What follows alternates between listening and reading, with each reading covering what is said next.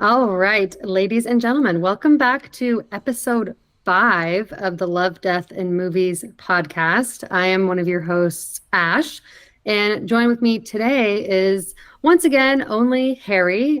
Byron is enjoying a nice little vacation this week, so he is missed, but the show must go on, as they say. So, Harry, how are you doing today? I'm good. It's really funny because where we're all, of course, we're in a group chat. It really shows Byron's age because he posted a photo, sent us a photo today. He's just at the zoo. I think that's adorable. So, Byron, we hope Love you're it. having a great time. Ash, I'm going to have to request that I always be introduced as Tom Cruise's best friend because just, I did forget that, it's yes. okay. I'm It's very okay. honored to know Tom Cruise's best friend, though. Yeah, yeah, and he's honoured to know me. So I appreciate. But I'm going well, Ash. I'm going well. Week was good.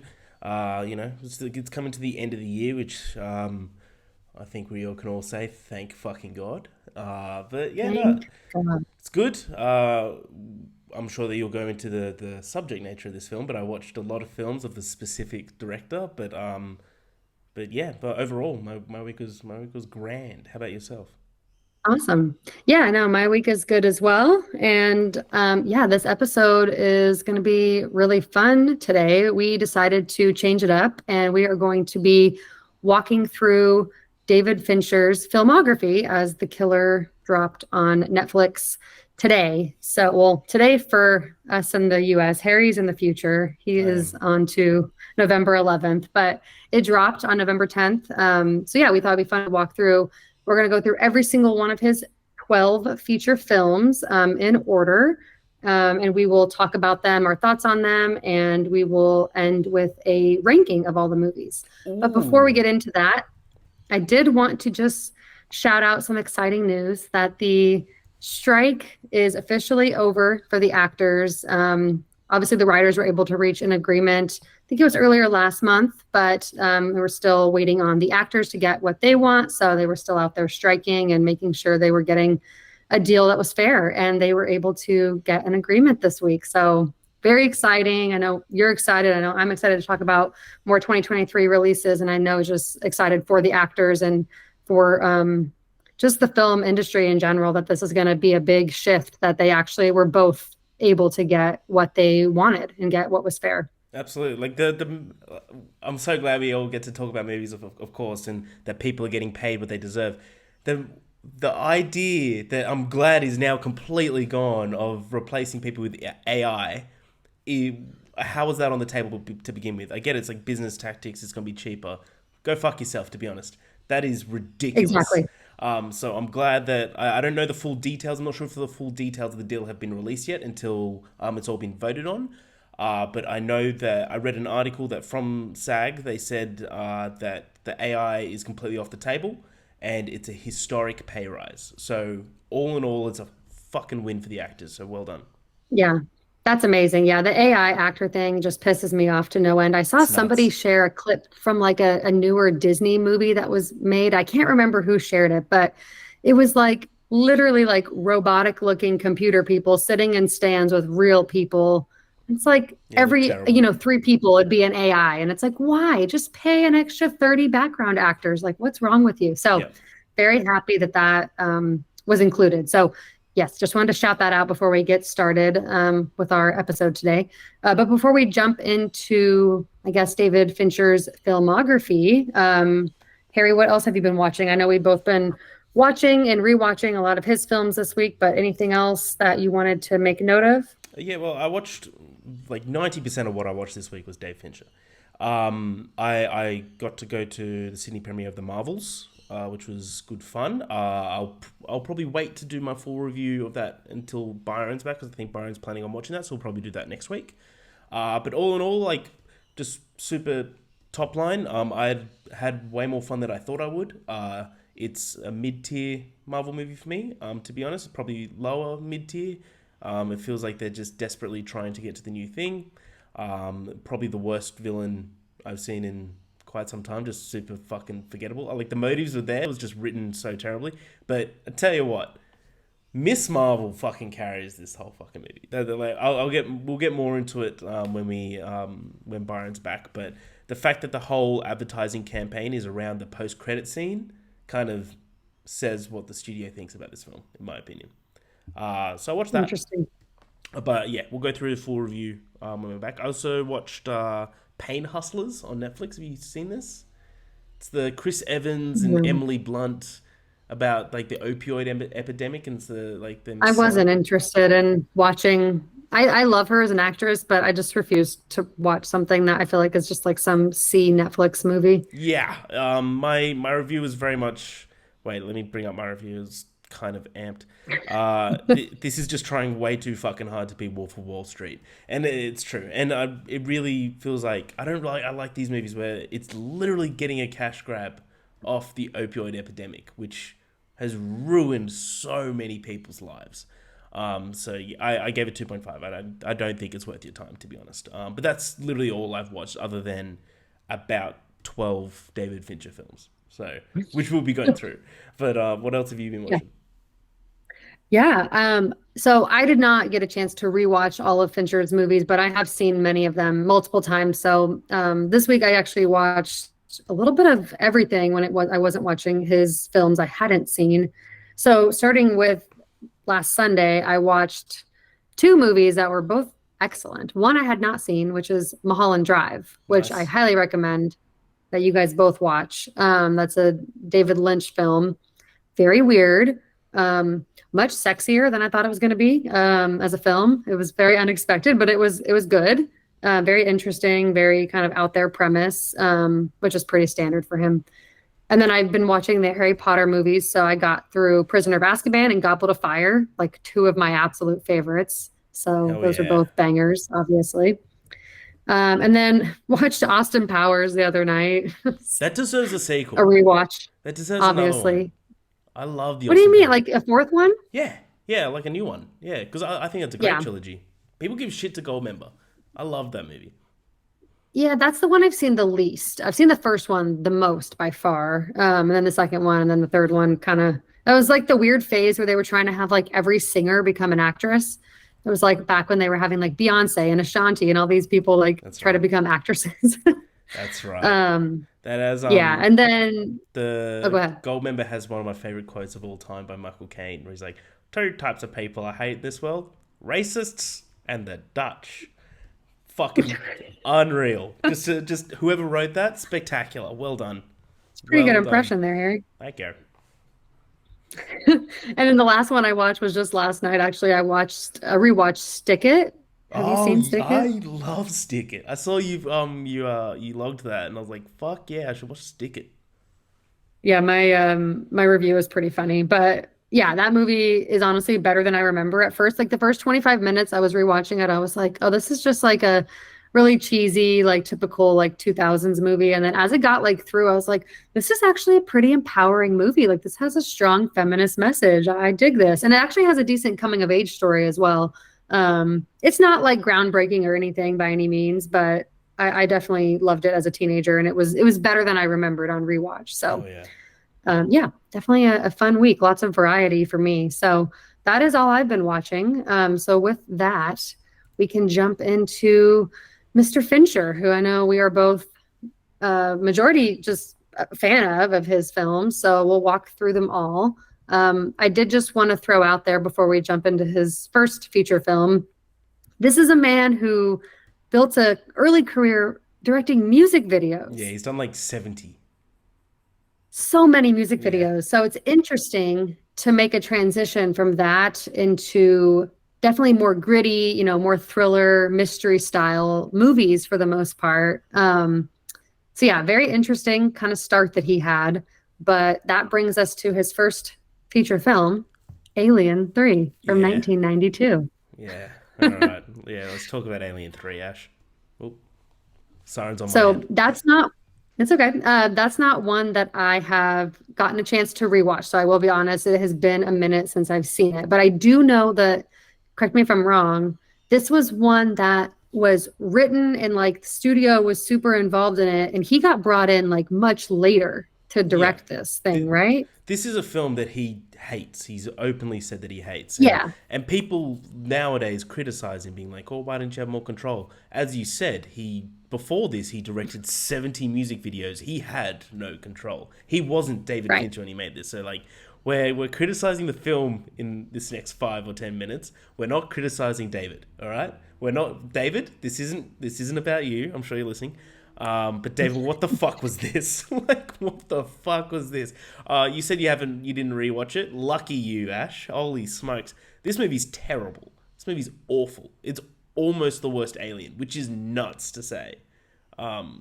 But like, how long has it been since you've seen this film? It's had to have been at least 8 or 9 years, if I'm being honest. So I remember like general premises, but I don't remember like specific scenes that stand out to me. I feel like I remember reading though that with this movie, is this the one where like I think it's the one where he like left before it was even done? Yeah, Like he finished directing, but before it was even like edited and put out there, he was like, "Fuck you guys, I'm out." yeah, yeah. I'm just gonna openly spoil Alien 3. So, sorry to anyone that's listening, not hoping that's on their I agenda think they're going to today be okay with it. is to watch Alien Cubed. But this is the one of the main reasons why I don't like this movie. One of the worst decisions is that they went away from practical effects, and they went to CGI. So all the whenever the alien appears, it looks terrible. It reminds me of, like, I was watching this. I was like, this reminds me of Looney Tunes Back in Action with Brendan Fraser. How's like the Looney Tunes in the real Yes. world? I'm like, it's just not scary anymore. But the beginning of this film starts, and Sigourney Weaver's Ripley, she crash lands along with everyone else at the end of Alien 2, crash lands on this prison planet, and everyone dies except for Sigourney Weaver. So all the ending of Aliens Right. means fuck all. Now it's like this whole like we need to save everyone. They all die, Sigourney. They all die. So that in itself felt a profound sense of disrespect. But yeah, the Alien 3 is just one of the most forgettable films ever made. It's just terrible. I don't like it. Yeah, this I just remember the story being really choppy and like it felt very messy to watch. I don't remember how long after I had seen the first two Aliens when I watched this. I feel like this was one of those things that I just kind of like threw on with like friends when I was like in college. So Oh I yeah. don't even, I'm sure I didn't even watch it like necessarily like looped in with the other two. But I just remember thinking it was like just like a mess of a film. And Very just likely it was so. hard to be engaged when it's all over the place like that. Yeah, they brought in religion. I remember so the all the convicts were all part of this like religious cult, that was all about like writing themselves, but was like completely again. They're like going celebrant, or it's not celebrant. What's the not? Celibate. Yeah, celibate. Sorry, celebrant's someone that marries you. But it's just slightly different. But like they made this whole thing. I'm like, you're on a prison planet where it's 100% men. Like, shock horror, you're doing that anyway. Like, it doesn't. This whole idea was so fucking stupid. I really dislike this film. This right now, Ash, I'm getting angry. Just even Yeah, talking about this. I can feel it. I was just sorry. I was looking up to see because I remember it also feeling like it was never going to end. Yeah, And I'm just looking it up because I was curious. This movie is 3 minutes shorter than the first Alien. yeah, yeah. Why is it so long? It's very long. It's very very long. It's just all the cells that they have to go through, and all the ingrained story that they have to tell. Um, it's nuts that Alien Resurrection is worse than this, though. It's nuts. Could That you one I have just not seen. just put it in perspective, Ash. Like, let me take you back. Let's say this movie is on par with Alien and Aliens. Let's just say it. Like it's not. It's not. But let's say that it is. That is one of the greatest trilogies of all time. One of. Absolutely. The fact that this crash and burned so hard, no one talks about this trilogy at all. Even though it's like Nope. fourth, and then there's that They just AVP. talk about the sequel. Like they just talk about Yeah. Alien and the sequel. Yeah. They And don't then even say trilogy. everything else is grouped up. Like the kids at school that you don't want to hang out with. Like, Yeah, fuck this movie. Let's go on to the next one. Yeah, we don't want to spend any more time talking about this as it is not something that we associate with Mr. David Fincher at this point in time, but thought that we should cover it since it is the first one. Yeah, very But much getting so. into his real first film that I would say like my brain goes to when I think of what is his first film that he actually had control over, and that is Seven from 1995, That's starring Brad nuts Pitt that is and his Morgan second. Freeman. That is nuts that is his second. What a step up it is. And you can tell that he had control. I mean, I think this is like publicly known that he's pretty meticulous. He's a control freak. Yeah, Let's just say it like it is. And so I think him being super involved in the process is definitely crucial for him. And so you could tell the difference between that and this, as far as his involvement in it. So what are your initial thoughts on Seven, Harry? I adore Seven. I like it every time more every time I watch it. That like just the it's because you know the ending, and by the way, the ending is one of the greatest endings of all time. But Yeah. you kind of piece more clues together as you continually to watch it. There's just more to pick up on. I think Brad Pitt is severely underrated here. Like Yep. everyone agrees he's great here, but when we're talking about his best roles, no one really mentions Seven. And I really think that they should. He's fucking awesome in this. Kevin Spacey, Yeah. piece of shit in a person, but he's great in this film. Don't get me wrong. Like he's very much a Yeah. villain here, as he is in real Oh, he life. plays it well, a little too well. Yeah, Honestly, he's yeah, pretty terrifying in this role. yeah. I feel like people should have taken some fucking notes.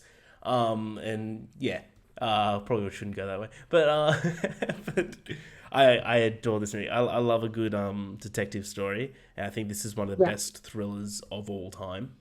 The whole idea to go towards like that the seven sins, the religious aspect, and Mhm. kind of uncover that just through representation and metaphors and symboly, I think is fucking awesome, and it's just really creepy. This whole the I was watching it. I don't remember when I started, like 2 weeks ago, I think, when I started doing the rewatch.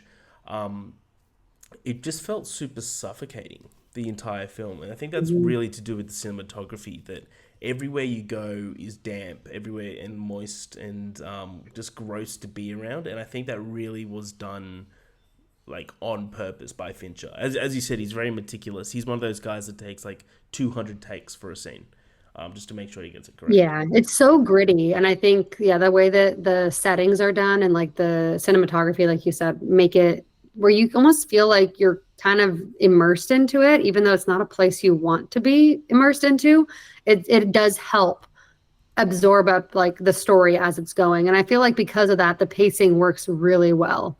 Not that I've ever seen people complain about the pacing necessarily, but I feel like in detective or thriller style movies, that's always one thing that can keep people from loving it or not is like the pacing. And I think with this one, it's such a natural progression that happens to where I don't feel like that's really a complaint you could have with it, which I think helps make it such a great thriller.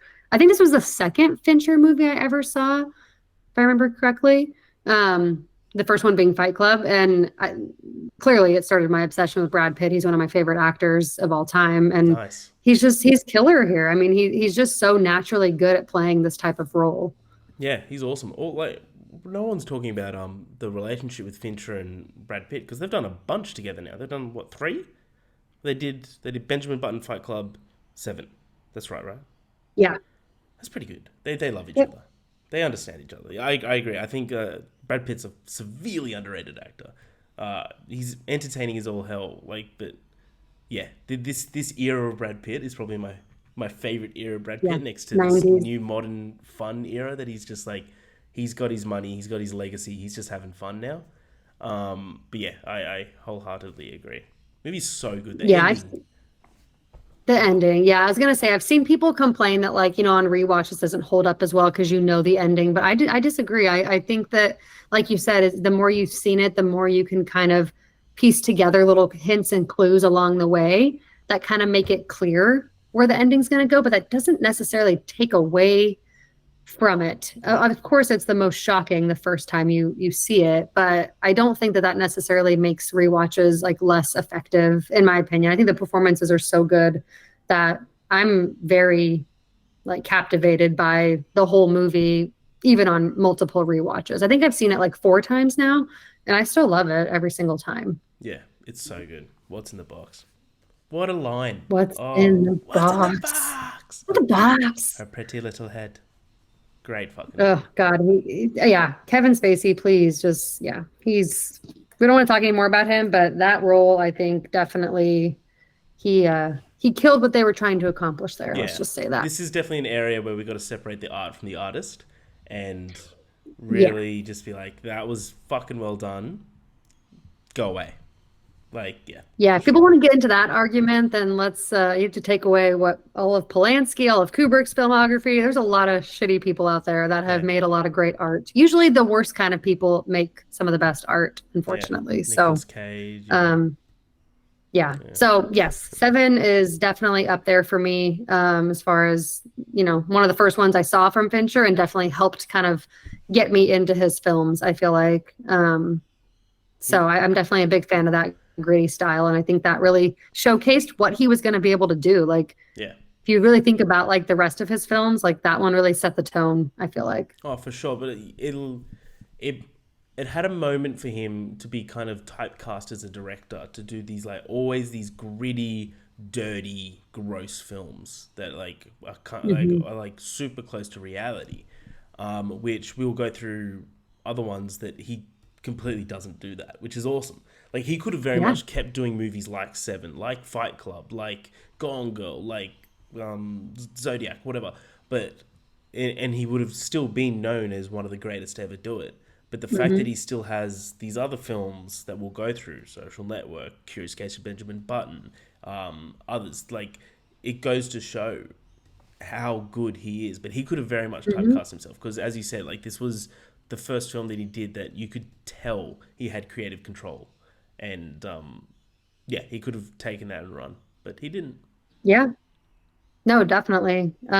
Yeah. So I think probably most people listening have seen this film, but if not, we won't actually spoil the ending for sure. But it's definitely a movie that everyone should see. And I definitely can't speak highly enough about it. So, any other last minute thoughts on Seven? Seven's good. It's good, bro. Check it out. It's definitely a essential film, bro movie. It is. Yeah, Fincher knows how to make a film bro movie. He Oh definitely yeah, does. definitely. All right. Well, after Seven, he went on to do The Game 2 years later. This is a Michael Douglas film. Also has Sean Penn. I had never seen this until last night. Harry, you had never seen this until within the last day, I think, as well. Yeah. So, what are your initial thoughts on this one? Uh, Compared to Seven, um, I liked the game. I think it's good. I think it's really good. I think it overstays its welcome, but I think it's really good. I think Michael Douglas is great at being a piece of shit. But he's like that in a lot of his fucking roles. But he's great. He loves that role. He loves it. It's a step down in terms of quality for me from Seven, but that's hard. That's a tough fast to kind of meet that standard. I like the idea. The idea of the game is awesome. I don't really want to spoil it in case someone else hasn't seen it, but the idea of the game's. I feel like we have to spoil these sort of things, right? You just spoil it a little bit. So, I guess if you have not seen the game and you want to, maybe go ahead and skip the next Yeah, there's time codes down below. 5 to 10 minutes. Yeah, there's time codes down below. Go to the next one. But the idea of the game being like an opportunity to like truly appreciate your life for if you've kind of lost that grasp. I love that idea. I think it's great. I think Hmm. it did too many twists and turns for me to keep caring. Of like it's just like, oh no, this person's actually doing this, oh, no, but this person's actually doing this. I'm Yeah. like, okay, I get. And then every time you meet someone, you're like, I guess this person's in on it as well. It's like, oh, it is. Oh, Yeah, like my review was literally how many plot twists can you fit into one film? David Fincher. Yes. that's It's just good. like it was just endless. Like I was getting a little bit exhausted watching the movie, and I don't like movies that make me feel exhausted, but I did love the premise and I liked the performances, and I did think that like a lot of the idea of it was really cool. So I Yeah, did give it like a low four, but I do agree with you that it's like gets really repetitive and like it's kind of like, okay, when are we finally gonna like get to the final resolution here, not just keep twisting things around every 20 minutes. yeah, So it gets a little bit repetitive at that point. yeah. My review was this is the story of a man desperately trying to avoid therapy. which is Yeah. wholeheartedly true. Just go to a fucking therapist. Who's paying Which for the I have damages? That's I what have I I have a point on go that on. therapy note. This is definitely a 90s movie Yep. because the brother, like one of the first things he says, and they sit down to have the whenever they meet at the restaurant the first time, he says something like, "Oh, don't worry, I'm not seeing the shrink anymore." Like it's some like you're Some bad crazy thing. if you see a Yeah. shrink. But that's so typical of that time period, especially for men. I feel like if you told someone you were seeing a shrink in the 90s, it's like you're a crazy person. You're nuts. But I Yeah. was kind of like, this is a nice like whole circle moment. Like we live in a time now where it's okay to be medicated if you need to. It's okay to have therapy. It's Um, encouraged. so I did find that interesting, yeah, to like kind of realize how far removed we are from something that came out, what, 26 years ago. Yeah. Um, yeah, just the result of this movie is just please go to therapy. Yeah. That's a better Just solution than this crazy game. fucking do it, you coward. That's all it is. But yeah, no, I definitely enjoyed Michael Douglas's performance here. I don't think that it's his best for me, like of all time, but I think it was good. Um, I liked the actress that played Christine, I think was her like first name she gave, the waitress that I'll get ended up it. being, Deborah Kara Unger. yeah, I'm not familiar with her, but I did like her in this. I thought she was good for what her role was supposed to be. She was But yeah, in I the don't know. I feel Silent like, Hill movie. oh, really? Yeah. Oh my gosh. Okay, I totally remember her now that you're saying that. Yeah. She was in I Silent actually Hill. really like that movie. She was in 13. Um, Remember the movie 13, 2003? I don't think I've seen that one. I do know what Okay. you're talking about, but I've never seen it. Okay. Sorry, But continue. yeah. So no, it's okay. I just yeah, I like the acting performances. But yeah, just a little too many twists and turns for me. But I still think it was a solid story. It did all come together, it was cohesive in that sense, but could have been maybe a little shorter, maybe a little bit less plot twists, and it would have been maybe a bit better. It's the worst birthday ever. Yeah, I'm not sure that I want anyone in my family to give this game to me as a birthday present. Yeah, it's kind of a massive insult, right? Like, if you're given this as a birthday present and the birthday present is you're a piece of shit, stop being that. Basically, if we read between the lines, like, if my brother did that to me, I'd be asking some questions rather than being like, hey, I'll go halves in it with you. It's like, what? Who pays the damages, Oh, Ash? There's so much shit that gets destroyed. They're like, oh, oh yeah, like we were shooting blanks? Okay. Why are there bullet holes in my fucking car now?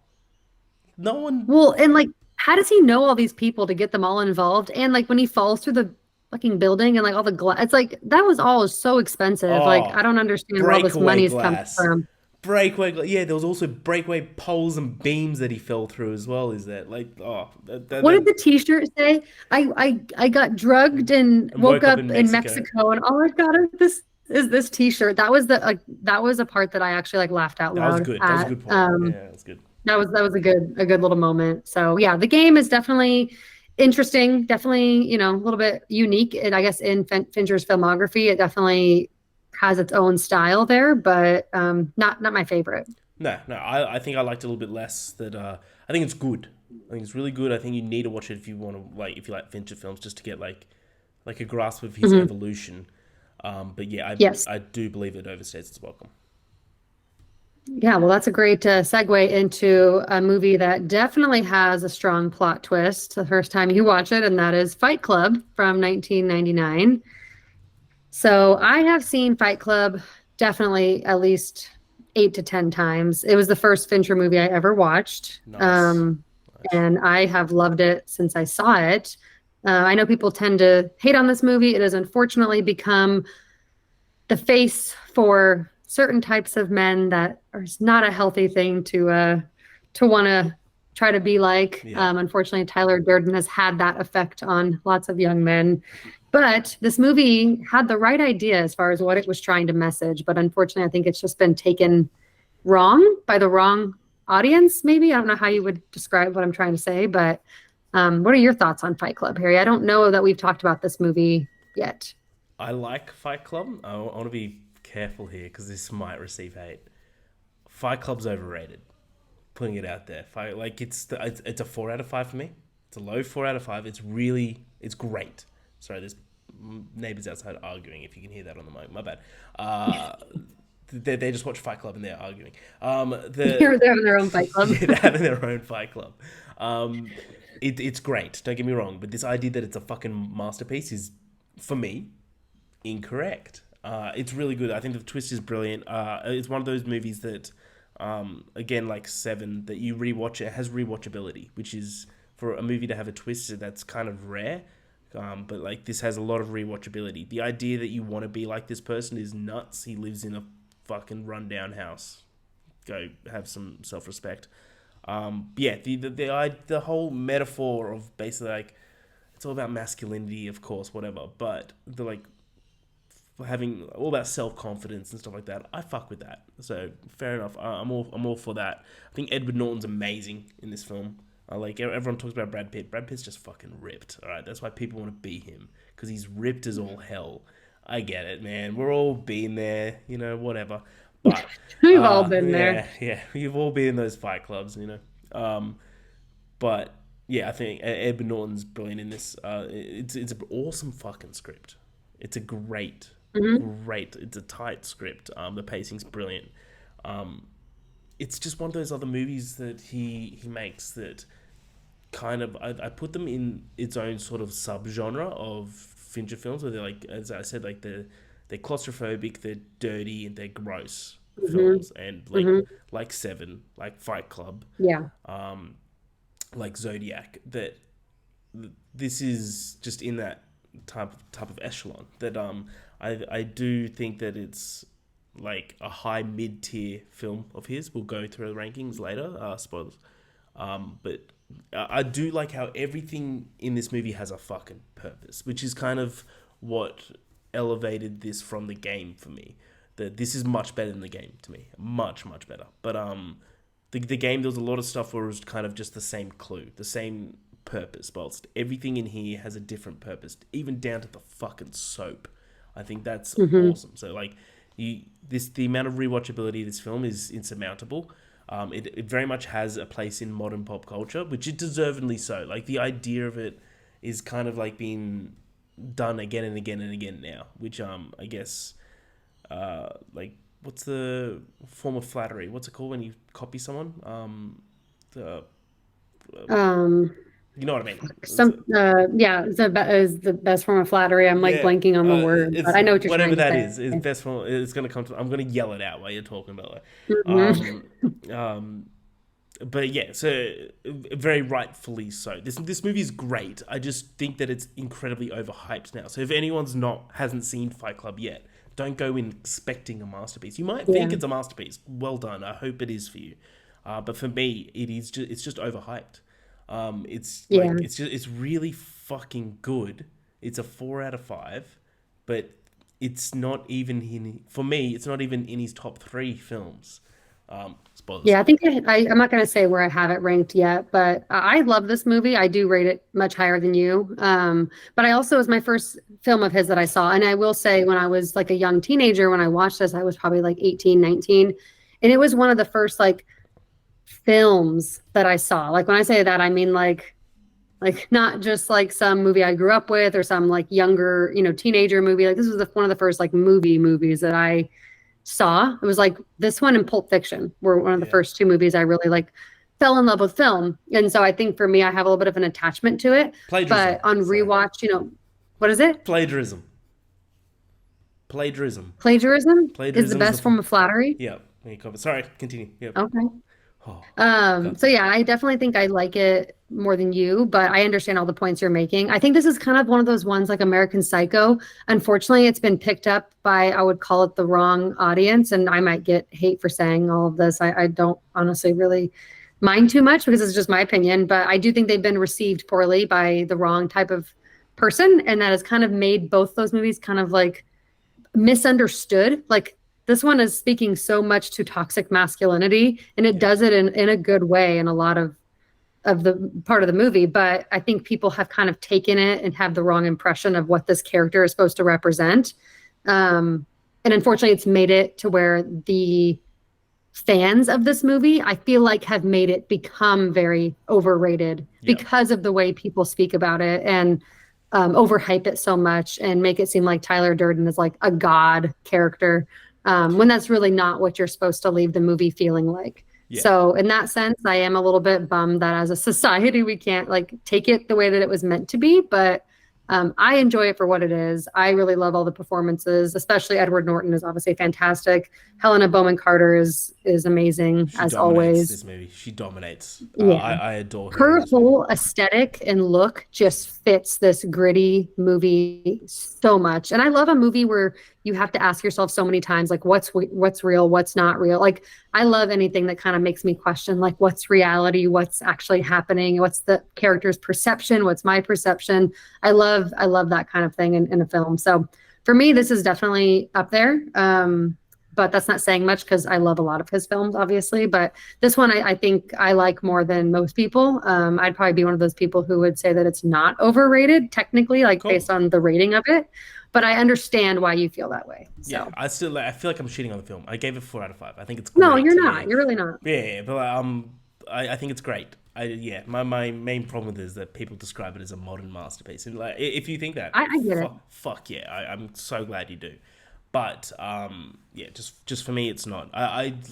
To touch on a point that you brought up, the idea of paranoia in this film is awesome. It was like when you find out that he's not real and he's like a figment of his Hmm. subconscious. Then you go back and you're being more paranoid of like what the fuck has he been doing then? Like everything has just Yeah. been like accumulating, which is awesome. But Yeah. yeah, Yeah. but Definitely. Yeah, no, I definitely hear what you're saying, and I can understand all the points you're making, and I don't think that this is going to be a masterpiece for everyone. I think, like I said, I just have a specific connection to it, especially because it was one of the earlier, like, really just like real movie. Like I'm saying, like a real movie, like I'd never seen real movies before. I I know what you had mean before I though. was obviously, I know exactly what you but mean. Yeah. yeah.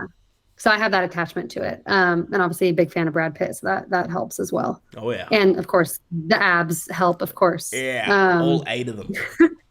I All counted eight them. of them. I got them up on my screen right now. One, Lucky two. you. Um, so that is our thoughts on Fight Club. And now we're moving out of the 90s and we're moving into the 2000s. So moving into 2002 and Panic Room, starring Jodie Foster and Kristen Stewart and Jared Leto and Forrest Whitaker.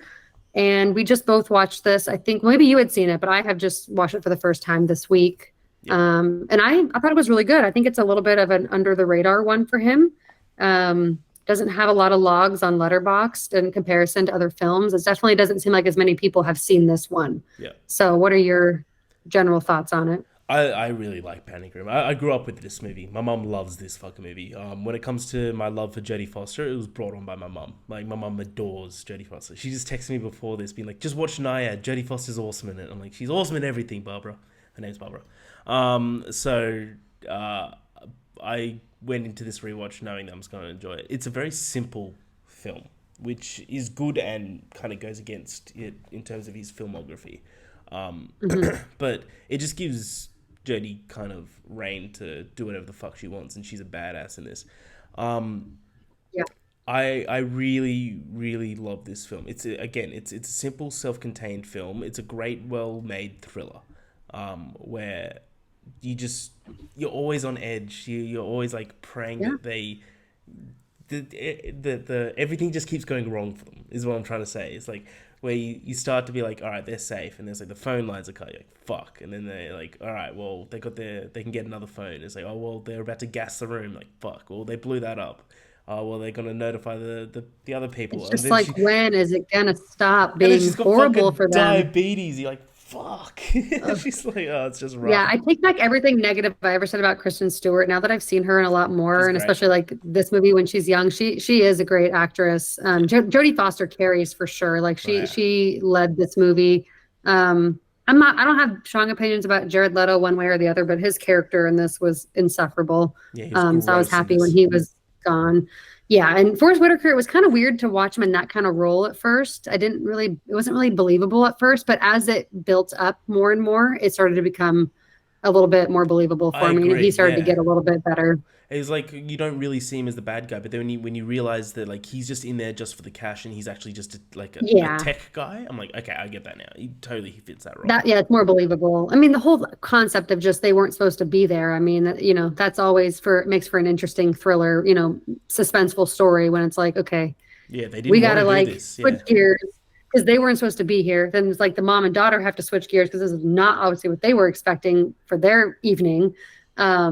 And it all just kind of is like just so chaotic, but engaging at the same time. There was a couple parts where it started, kind of slow down for me. And I was like, okay, is this almost over? Like just a couple times. So for No, for that sure. reason, I did lower my score a little bit. But overall, I thought it was really fantastic. And I would watch it again. Yeah, it's great. It's a great movie. The opening shot I think is one of the best shots in Fincher's filmography, where it's just one panning shot of tracing Forrest Whitaker outside the house as he keeps trying to get in. He goes to the door and it's locked. Goes to the window, it's locked. He goes Hmm. around the side and everything's locked. Goes up onto the roof and you're like, this is great. Yeah. Yeah.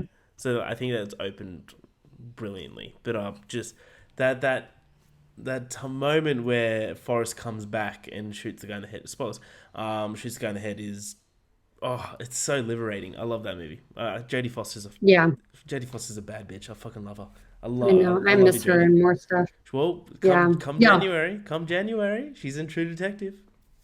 Oh yeah, I've never seen that show. I definitely might have to start picking it up because it's coming back. But Okay, yeah, definitely fantastic. we're doing an episode on True Detective. I'm just putting it out there. At least season one. Like we should All right. definitely season one of True I Detective. will have to get on that.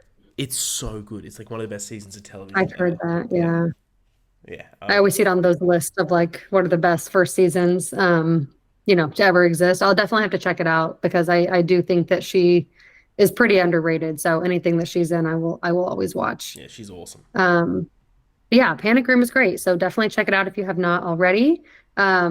Moving into one that's a bit more popular, there was a 5 year gap here in his movies, and that is Zodiac from 2007. This has been one of my favorite movies of all time for a long time. I think it's like the third of his movies that I remember watching. I did not see it when it came out. A little too young, but I did watch it when I was in high school, and then I've seen it a couple times since then. I think all the performances are good. If I had to pick a favorite, I might have to go with Robert Downey Jr. here. But him and Jake Gyllenhaal and Mark Ruffalo are all fantastic. Yeah, I think Zodiac's spectacular. It's up. I won't say where it ranks yet, but it's up there. It's fucking up there. I think I agree with you. I think everyone dominates in this role. The I saw Tyler give it a review, saying that the scenes with the actual killer were overacted and cringy. I didn't think that at all. I thought they were creepy as all Yeah, hell. I think that they were like done a bit differently, but that like it kind of makes you cringe on purpose because you're doing it from the yeah, memory of these people, and it kind of seems a bit odd. Is kind of what I'm trying to say. It's kind of, and that's kind of the point because the people are just going off their memory when they're guns to their head. yeah. Like so, Yeah, and yeah, I definitely have never had that thought. I mean, I don't think I saw that review, but that's an interesting take. I definitely don't feel like I've ever thought anything in that movie was overacted. I actually think a lot of the performances were fairly subtle, yeah, and like mostly very authentic. They didn't really feel like they were overdone at all. But I guess I kind of grew up with this movie because I saw it when I was so young. And I will say, being someone that's from California, I was very familiar with this story and this, serial killer that it's based on. And so I feel like when you're near a place and there's a movie about a place that's not too like far from where you are, yeah, you're just naturally going to be more invested. I don't know if other people feel that way, but I just feel like for me, like knowing that it was happening in the state that I'm living in, like it's intriguing to me. I want to know about this story. What happened? How did it unfold? And so I found it really intriguing. yeah. I think yeah. Oh, I wholeheartedly like I knew next to nothing about the Zodiac Killer when I watched this. I watched it for the first time a few weeks ago. Like this is one of the ones that was like Oh, really? this was like a gaping hole in my watch list was Zodiac. Wow, I did Yeah, not realize. yeah. So I loved this film. I think it has one of the best openings in Fincher's filmography as well. Um, Yeah. The the color palette in this one is really good. It's one of my yeah, favorites of his. Like the very cinematography, smoky. obviously, but just yes, the smoky kind of hazy environment really sets the tone. And as it being that it's a Bay Area, like I'm not sure how familiar you are with like San Francisco Bay Area, but it's very foggy and Yeah, cloudy and colder than like the rest of California. And so it really sets the tone well for that location. So I think that was done perfectly. yeah. It's a lot scarier kind of envisioned it. Like in terms of just like Yeah. the kind of the tone and everything around it. Even just like the murder scenes, of course, are going to be creepy as all hell. The worst one for me, the one that like made me actually like cringe, like with kind of a bit of. Oop, am I on mute? I'm not on mute. Cool. I think I just accidentally tapped the mute button. Don't matter. The one that made me cringe a little bit with like a little bit of terror was when he picked up the single mother on the side of the road and he's in the car. And he says like the line of like, "I'll throw the baby out the window before I kill you." And it's like that in itself is one of the most terrifying lines I've Mhm. ever heard. It's horrifying. But the Jake Gyllenhaal scene towards the end in the basement is Yeah. so tense, so terrifying, and it's like every wrong move could get him killed here. You don't know who to trust. You don't know what's happening.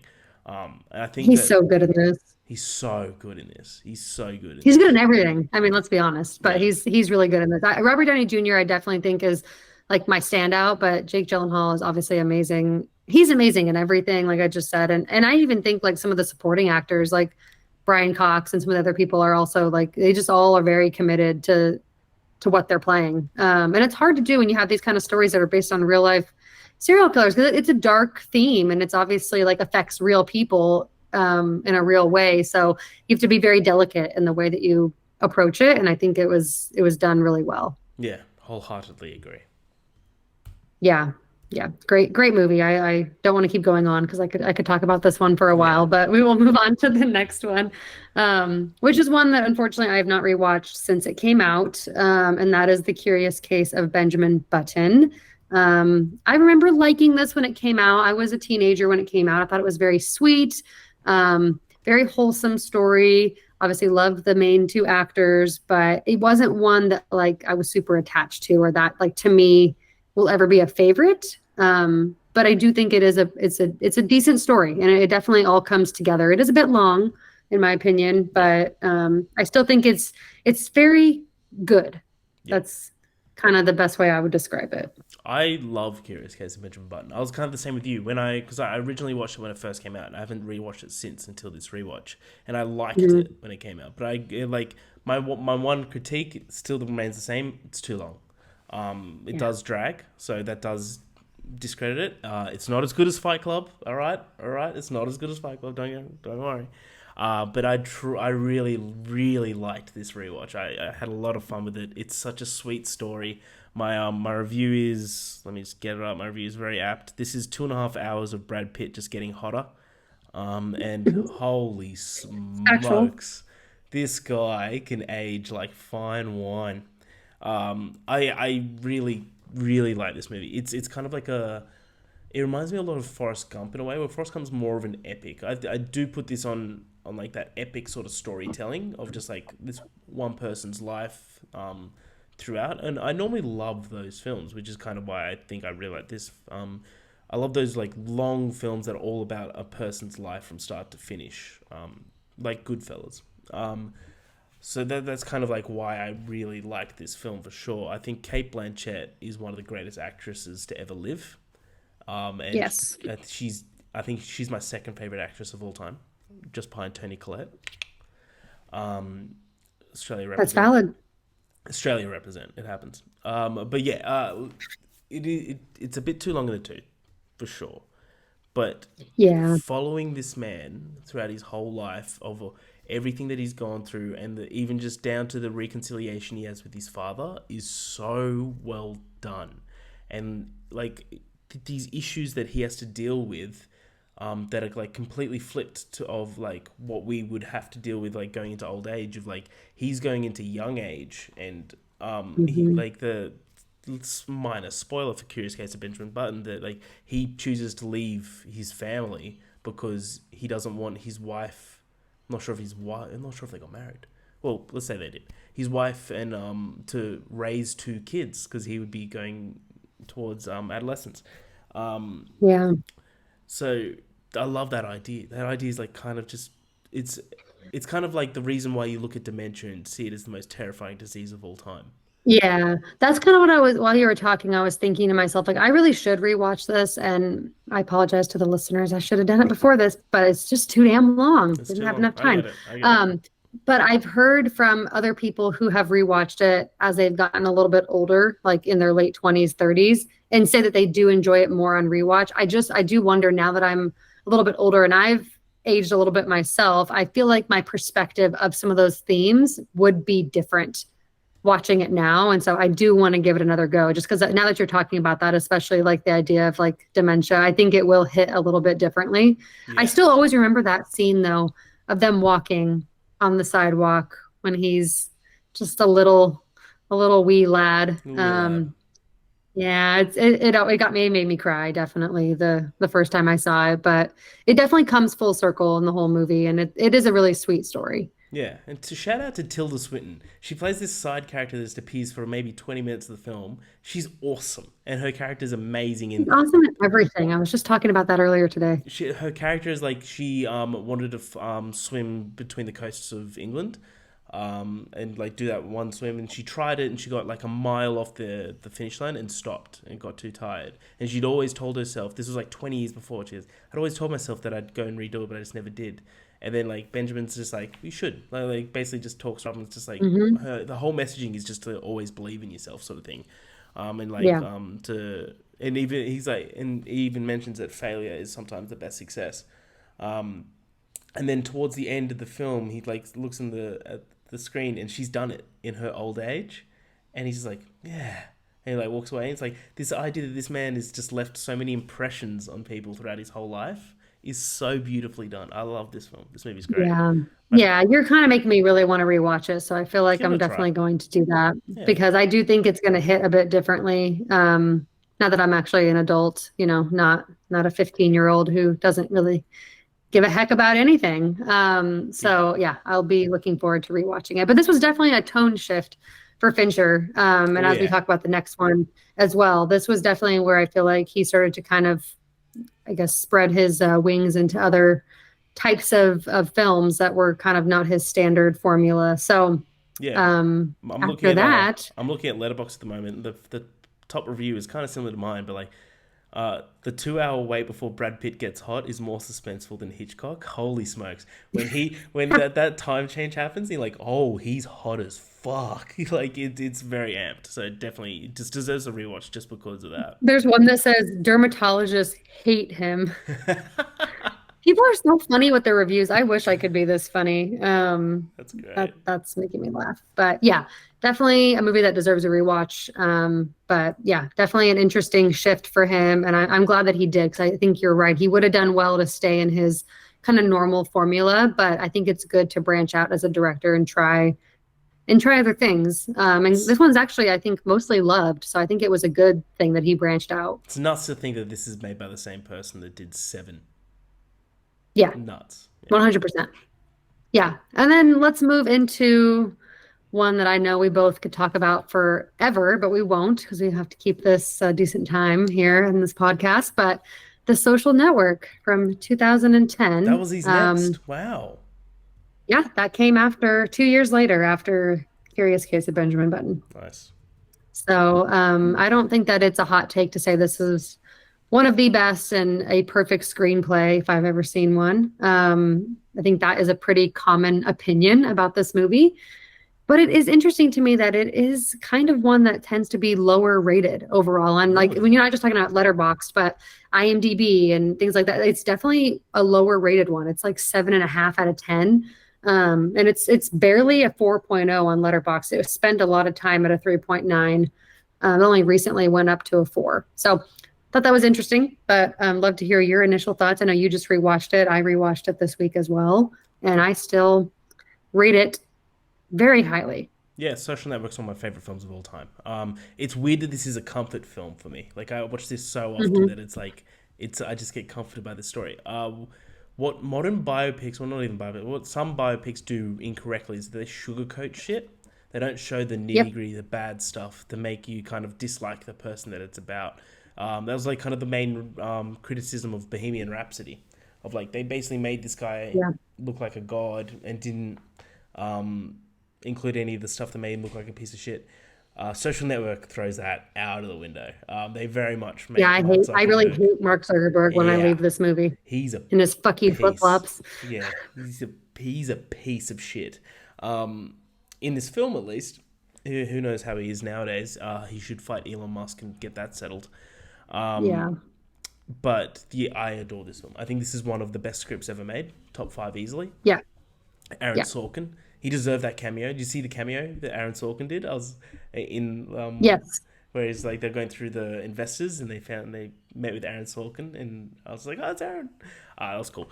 Yeah. I knew that he had done, I had read that he had done a cameo. And then when I rewatched it, I think it must have been a couple years ago. I remember noticing that for the first time. Yeah.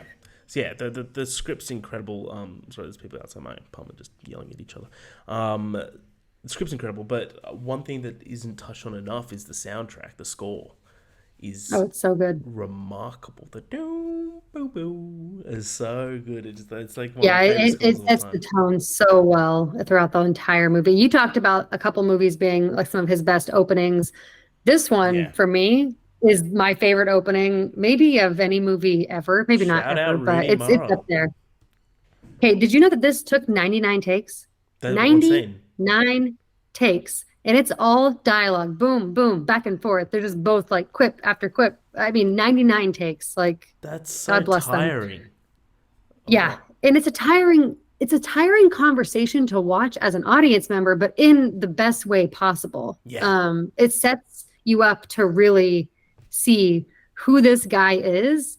And then you come full circle in the movie. And spoilers, I'm sorry if you haven't seen this, please stop listening. But him sitting there refreshing over and over and over and over and waiting for her friend Perfect request. ending. Like the movie is just so full circle from start to finish. And I just love it so much. I could go on forever. What do you think about Sean Parker?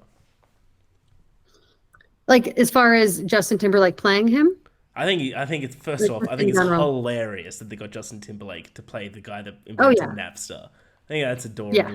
adorably ironic.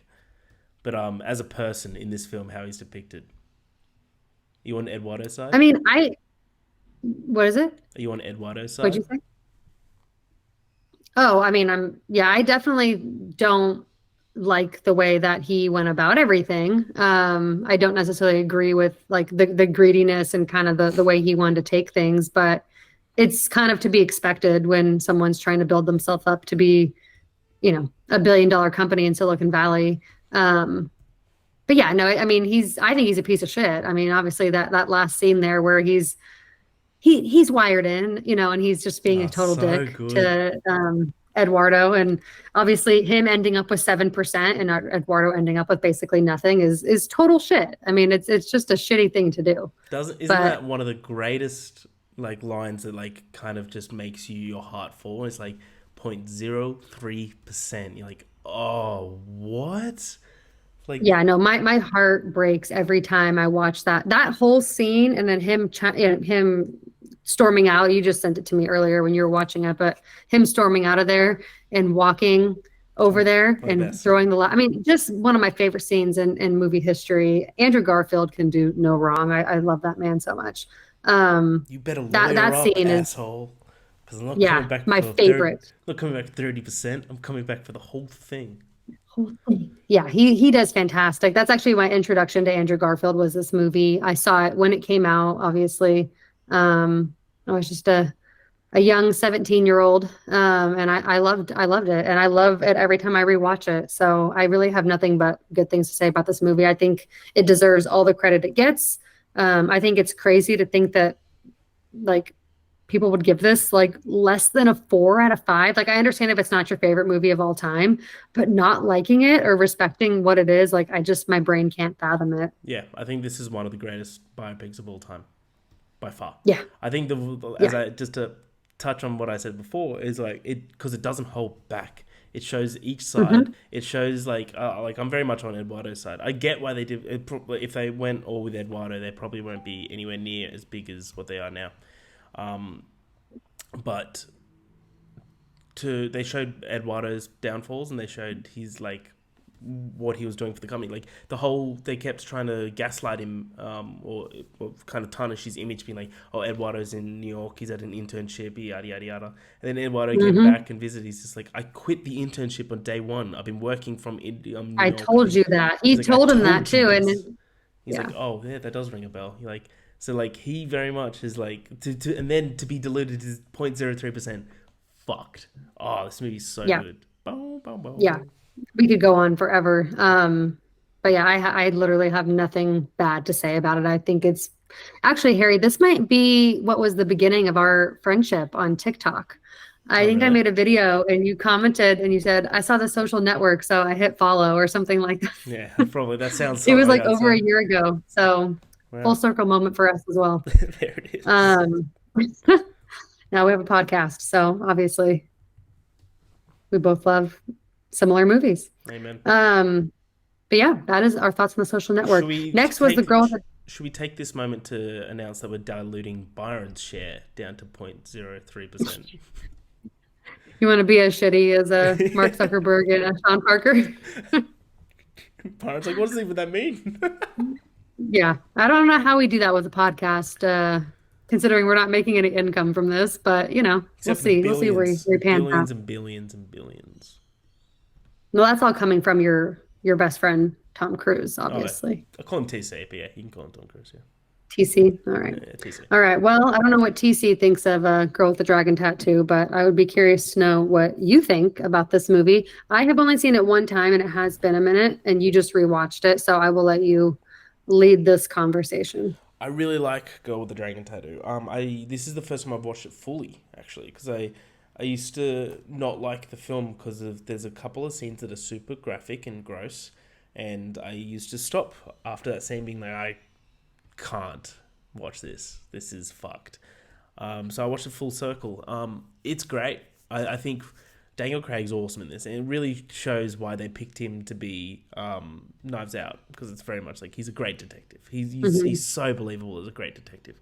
Rooney Mara eats in this fucking movie. She is spectacular. Everything that she does, and I saw that there was like a bunch of she beat out Anne Hathaway and Jennifer Lawrence for this role. I could not imagine Anne Hathaway in this role. No, I think she has the perfect look for that character. The way her like I don't know how to explain it, but the way that her face and like eyes and kind of like that sunken look that she kind of has in her eyes with this character, I feel like she just has the right look and the right aesthetic. And obviously her acting is fantastic. But I just I can't picture anybody else having I know it's easy to say once you've seen the movie, but I actually think you're right. Like I really think that she was the perfect person to play that part. Yeah, Rooney Mara is a completely underrated actress. We talked about this during the week. Ghost Story. She's brilliant in Ghost Story. But yeah, Hmm. the whole film. I really wish that there was a franchise. I know that they did Girl Stuck in the Spider's Web, whatever, with Claire Foy. Wasn't good. I really wish they continued with Rooney Mara, and I feel like she wanted to, but I don't know, it fell apart. I really Hmm. like this movie. I think it's really well done. It's a short, contained mystery. It feels like three movies in one, and I mean that in the best way possible. That Yeah, there's a lot of layers going on. for sure, you've got the whole Rooney Mara story of everything that's happening in her life. You've got Hmm. the whole everything that's happening in Daniel Craig's life, and then you got this whole anti-Semitic sort of. Oh, sorry, Yeah. bump my mic. Like this whole like Nazi sort of situation mystery that's happening in this village in town, which is awesome. This movie is so tense, and you kind of understand what direction it's going to about like halfway through, but you kind of just refuse to kind of see it until everything kind of eventuates. The ending's so good of what officially happens to the person that did it. I'm going to spoil it. You've seen it, just not for a while, right? I have, but I need to rewatch it, so Okay, I'd prefer maybe yeah, I won't no say what. spoilers. I won't say what. Won't say what. It's really good. There's a couple of camera angles that like I was just like, that's fucking sick. But yeah, I think the dynamic between Rooney Mara and Daniel Craig is awesome, and it's really well done for a mystery like this because you can see that they both Hmm. have because she's an investigative journalist basically, where she's a hacker, but like Yeah. they call her an investigative journalist. Yeah. And he's just much more of like an interviewer. So those two different methods of investigating a mystery just combine so well. I found. Well, they're both important for very different reasons. Big And time. I think, yeah, together they can really piece together the right information. I do remember this movie feeling a bit slow at points. And It I think is that for was part sure. of why I didn't like love it. So I didn't want to like immediately rewatch it. And like you mentioned earlier, there are some really difficult, dark moments. And I have mentioned this to you before, but I really struggle in movies to watch stuff that's really uncomfy, Yeah, especially the older I get. So I have been a little bit nervous to rewatch this one because I'm like, I don't know if I'm gonna be able to get through some of those moments. And so that does take me out of it. And so for movies like this, it is hard for me to like really truly love them just for that reason. And it's not even really a fair reason. It's just me. yeah, I think it's still good. I think it's a solid movie, but it's just not one that I felt like I could connect to. So I didn't really have that immediate like, oh, I want to go revisit this, soon kind yeah. of feeling. But I will at some point, and I do think that I remember it having a really solid story. It had good chemistry, the two of them. Yeah, no, it's really good. And this idea is like, if anyone hasn't seen it, this whole idea is about this disgraced journalist played by Daniel Craig, and he's basically hired by this person on this like remote island community to kind of solve this 40-year-old mystery. And I love, I've said this a couple times in terms of thrillers, I love a close setting thriller. And the idea that they basically just take a whole world issue and then just seclude it to this one little community, I think is a great idea. I know this is based Yeah. on a book series and everything like that, so I'm not putting this wholeheartedly on David Fincher, but I think he was the perfect person to kind of do this for sure. Yeah. No, I'd agree with that 100%. And this was kind of, I think was the first like full on book adaptation he did. I know he did some graphic novel adaptations, but then moving into the next movie, Gone Girl, was another book adaptation, obviously. Did you ever read Gone Girl, Harry? Yeah, loved The Gone book? Girl. Yeah, loved it. Yeah, I'm not much of a reader, so I never actually read it, but I've obviously seen the movie. Yeah, I'm very much like this is a lame thing to say. I think the book is much better than the movie. I've heard that from so many people. I don't Okay, think that's cool. a hot take. Okay, cool. Yeah, I'm assuming you're asking me what I think about the movie. Oh, the movie's. I love the movie though. Like Not a book podcast, so we will not talk about the book, okay, but cool. I just was curious if you had read it because I have Yeah, not, but I've heard for years and years and years from friends to read it. So, yeah. It's the book's unreal. Like I read the book before I watched the movie, which was the perfect way to read that book because mhm. it does like it's very. There's a couple things that are different in the book. It's nothing major, but the moment of when it's just like I am dead, but I am alive. You're like, holy shit! It's like one of the Mhm. greatest twists I've ever read. I can Um, imagine reading that for the first time had to have been so unreal. yeah, it was so good. But yeah, so for the film, I think it's brilliant. I like it a lot more than a lot of people think that this movie is very average. A lot of people love it, but a lot of people think this movie is really average. I think it's better than Fight Club. It's interesting. I feel like I haven't seen that. I Really? feel like I've seen the opposite. I feel like at least people I interact with on like Letterboxd and stuff, I feel like I see this as like people's number two or number three, Okay, good. which surprises me a little bit, but I guess I just watched it so much later. Like I just watched this for the first time this year, Oh which I know is wow. kind of rare. Most people have seen it. Obviously, it came out almost 10 years ago. I'm super late to the game, and I know that. So I don't know if I just lost too much time, so I wasn't as connected to it. But I adore it. I think it's fantastic. And I think that Rose, oh my Rosamund gosh, Pike. what am I blanking on her? Rosamund Pike. Yeah, her. Sorry, did No, not have, I had you're it cool. ready in my brain, but I just the words couldn't come out. No, you're good. You're good. She's fantastic here, and I personally think that she's the best performance, but I think people would probably disagree with me and think that Ben Affleck is No way. amazing. She I've dominates. seen people No. say that like he has an amazing performance here, and I don't know, I like Ben Affleck, but his performances all kind of blend together for me Nah, personally. I just don't. I agree with you. I think Rosamund Pike dominates in this film. I love Ben Affleck as an actor. I think he's miscast in this. That's my personal opinion. Because reading the Yeah, book, you're supposed to hate Nick from the get go. You're like for the first half of the movie, you're supposed to think that he fucking did it. And you don't because you're like, oh wait, it's Ben Affleck. Yeah, I like Ben Affleck. he's too likable. I just feel like he doesn't have that like. Yeah, I think he was miscast. I do like him as an actor, but I think it has to be very specific roles for me personally. So that did take me out of it sometimes. Yeah, But I still think it's an amazing thriller. And I obviously didn't read the book, so I didn't know what the big aha moment was. And magically, I haven't had it spoiled for me over the last 10 years Oh, that's somehow, some way. nuts. So I was actually able to enjoy it, which I'm really, really happy about. And yeah, I really didn't like the college student story, like side story. Yeah, That really, I just think that was really tacky and really overdone, like sleeping with a student. I don't know. I just thought that was really lame. yeah. Um, It was a bit Other than that, I thought stereotypical. everything else was, yeah, like come on. Yeah. But yeah, and of course they get like, this hot chick and it's like you can't resist this college chick. I don't know, it just feels a little overdone, To in his my defense, opinion. it But I was Emily Ratajkowski. Yeah, she was Emily right. Ratajkowski. I understand, Harry. I understand. Okay, okay. All right. But yeah, I thought that was a little bit like, eh. Yeah, But it's very I thought she was a badass character. Rose. God, why am I blanking on her name? What was it? One more time. Rosamount Pike. Rosamund Pike. Okay, that's a tough one. That's a mouthful. But yeah, she played Good old Amy. So, Pike. so Good old Pike. She I'm got gonna just call nominated. her Rosa. Rosa Pike. All right, fine.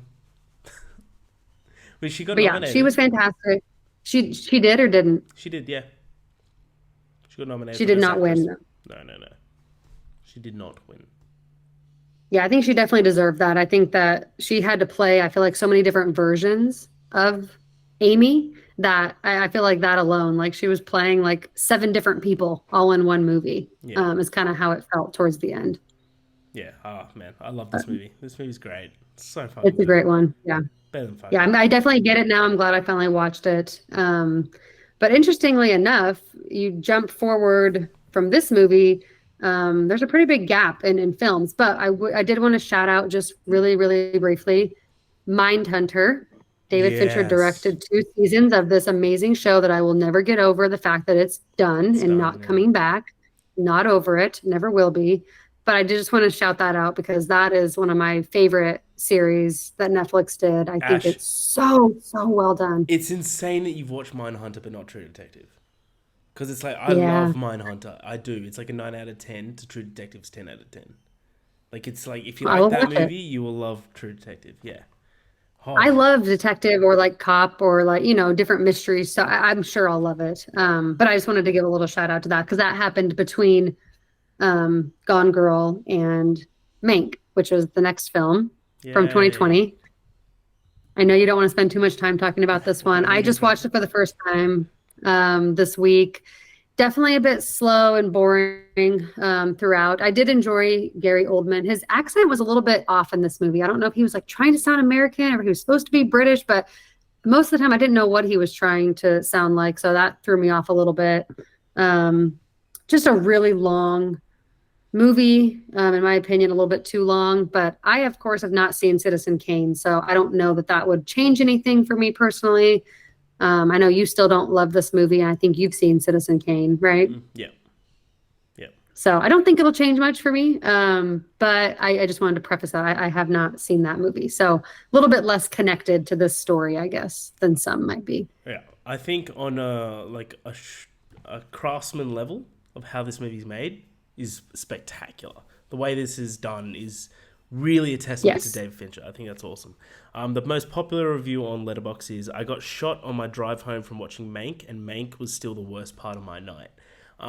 So I don't think it's that bad, but That's pretty bad. Yeah. I think that this drags on way too much. The amount of tangents that this goes on that just amount to nothing is just too much for me to ignore. Sorry. But this, yeah, I have nothing to pull from this film. It's like I like Citizen Kane. I don't love it. I think it's like for its time. I think it's a triumph Hmm. for sure. Like I think that anyone that disagrees with that needs to reevaluate where it was when it was released. I think it's for its time. It's a written marvel for sure. Hmm. Um, but this film just felt so much style over substance. It felt super self indulgent, and it Yeah, I was was gonna, that's a great way to put it. Self-indulgent is definitely, I was trying to figure out how I felt, and that definitely yeah. it describes it perfectly. It just felt too much. It felt way too rich. And I love the art style for sure. Overstays its welcome, Hmm. but I love the art style. It made sense for a film like this. Um, but yeah, it just the whole time period jumps just kept getting a bit too much for me, and just I don't. I So found it hard to care about this film, Found it very hard. Yeah, I think the way that they did the order of all the jumps to me personally just didn't work. I like a movie that sends you back in time and then forward and but you have to do it in a very like effortless way sometimes I feel like to make it work, and this just felt really convoluted and I was having a hard time kind of keeping up. And I think I'm a decently smart person, and I just felt like I was having a difficult time keeping up with all the different shifts in time. And it's like we jumped here, then we jumped back, and I feel like there was just questions I left with at the end. Yeah. And I wasn't sure if that was because I didn't know things about Citizen Kane, or if that's just the way that you leave the movie feeling. I wasn't sure. So I didn't really critique it too hard there, but I did think it was a technical like masterpiece for sure. Yeah. It was beautiful to look at. I always love a good black and white film. But yeah, just definitely didn't really grip me. Didn't care, like you said, a lot about these characters, unfortunately. I think this review is really funny. I wanted to read it to you because we were talking about The Social Network. This review says, basically, this movie is Orson Welles trying to get Makeowentz's ownership share diluted down to 0.03%.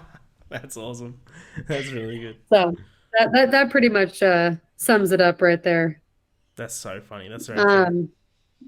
So that brings us to the final movie, which is The Killer, which I know you did like a little review on. I Was don't it care. 2 episodes ago? Yeah, it's fine. We can do another review. Um, Doesn't matter. yeah, but I did watch it today, so I just wanted to give my brief thoughts. I thought it was really good. Was not like my favorite Fincher by any means. I think it was a little bit playing it safe for Okay. him. Yeah. But I still think it was a really solid story. Obviously, Michael Fassbender is fantastic. I like the aesthetic. I like the chapters.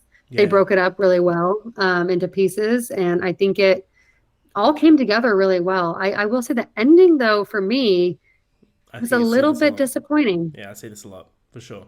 I get that. Should we go to spoilers for this? I'm not sure because it's so new. It just came out, so I Yeah, hate to that's all right. spoil it That's all right. already. Let's not spoil it. I think that the strongest point of this film is the beginning. I think it's one of the best Yes. opening scenes I've seen in quite some time. And the whole idea of focusing on perfection is it's so good for this director. It's so Fincher. It's so Fincher, and I think that Fassbender kills in this. Like he very Yeah. much reminds me of David when in Prometheus. Was it David in Prometheus? It was, wasn't it? Yeah. Yeah. I think that's his name. You know what I mean? Yeah, the android. Where he Yeah. very is android-y in this. I agree. It is a very simple storyline. I was talking about this with Epics. When he first saw it, they're like, I don't think that, for me at least, that's not a down point because of the way that it's made. It's a simple storyline for sure, where it's just going from point A to point B again and again and just crossing off the list. Hmm. But because of how it was made, it was kind of like it's more like the journey rather than the destination, and just the way that that's all told through the eyes of this the killer, which is an unnamed character yet again, because he fucking loves doing these movies with unnamed characters. Hmm. Um, I think for me, I loved it. I thought it was great. It's Yeah. yeah, that's me. No, I think the narration style I really loved. Like I loved that we got more narration than we got of him actually like speaking to people in scenes. I think that was, and I don't know if that's a spoiler to say that, but I think that was a really cool aspect of it.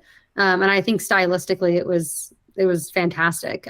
There was some things within the story that just felt a little bit flat for me. So I still really loved it. I'm not saying it's bad. I still gave it a 4 out of 5. But it just was not like quite as top tier, I guess, as I was expecting Yeah. from what other people have been saying. So in that sense, I guess I was like mildly disappointed, but not really. It's still one of the best movies of the year for sure. Yeah, it very much. I likened this on the podcast a couple weeks ago. It's as if Fincher directs a Bourne movie, which I think is really, Hmm. really similar. Because there's an action scene, a fight scene that happens like midway to mid end of the film. I think it's one of the best action scenes of the year. I think it's just it's so heavy and so gritty, and it's just like you're Hmm. feeling every punch. It's Yes. so good. Oh, Like you I could really feel like it. how dense that guy was when they Yeah. were fighting. Like just from the sounds and the nature of the fight, like choreography. It was really cool. Yeah, agreed. Fuck yeah. Go watch The Killer. It's on All Netflix now. right. Yeah, check it out. So that is his filmography. It's a lot to get through, obviously, 12 films. So Do we just want to briefly each list off our ranking from 12 to 1, Yeah. just all in a row? We already kind of talked about the films. We don't need to harp on what we think of them. Maybe you want to give your score for them as well, or do you want to just give your order? I can do score if you like. Not that it always matters. Obviously, we both just rate on a 5 scale, so we don't have like specific, decimals or anything on our ratings, That's but fine. we can just briefly say what we give them. Yeah. I'll let you go first. 12 to 1? Sure. At number 12, at 1.5 stars, is Alien 3, and I think that is too high. At number 11, at 2.5 stars, is Mank. From 10 to 6, they're all on 4 stars. So the absolute jump in quality for me is huge here. So number 10 is The Game. Number 9 is Panic Room. Number 8 is The Girl with the Dragon Tattoo. Number 7 is The Curious Case of Benjamin Button. And the last one, 4 out of 5, at number 6 is Fight Club. Sorry. So from 5 to 2 is all 4.5 stars. So at number 5 is The Killer. Number 4 is Gone Girl. Number 3 is Zodiac. And number 2, the last one, 4.5 out of 5, is Seven. And number 1, the only masterpiece in his filmography, in my opinion, my humble opinion, is The Social Network. Interesting. You only have 1 out of 5. Yeah. Wow. How about yourself? All right. So our bottom two are the same. I have Alien 3 last. I have it at 2 stars, but I'm sure on a rewatch, I'd probably give it like the same, if not less. Mank, I have at the 11th spot. I gave it a 3. I just don't know how comfortable I feel rating it right now, but I think it probably stays around a 3, maybe Okay. like a low 3. The next two for me are probably interchangeable, but I feel like until I rewatch them, I can't know for sure. But I next have Curious Case of Benjamin Button and The Girl with the Dragon Tattoo, both at 3.5. Nice. Just because I remember them being solid, average films, but I don't feel comfortable rating them higher than that Yeah. until I rewatch them. So those are both kind of interchangeable at 9 and 10. And then at 8, I have The Game at 4 stars. At 7, I have Panic Room, also at 4 stars, and then The Killer at a high 4-star.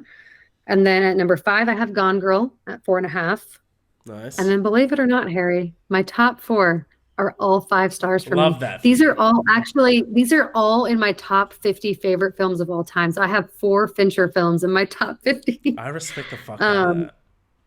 I guess he just is one director that I think I just really like fell in love with film watching his movies. So I think I'm just like connected to it. But so at 4, I have Fight Club, 3, Zodiac, 2, Seven, and 1, The Social Network. So our top 3 is the same. Social Network, Seven, Yes. Zodiac. Yep. Nice. Look at I that. think it's a pretty common top 3. Honestly, I think Byron also has that same top 3.